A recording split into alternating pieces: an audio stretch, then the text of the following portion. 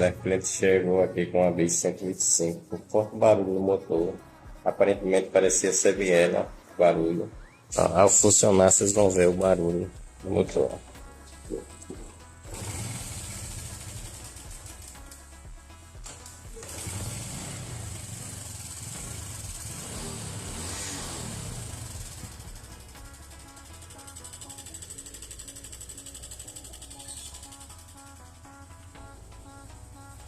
O problema dela é só o acionador da corrente de comando.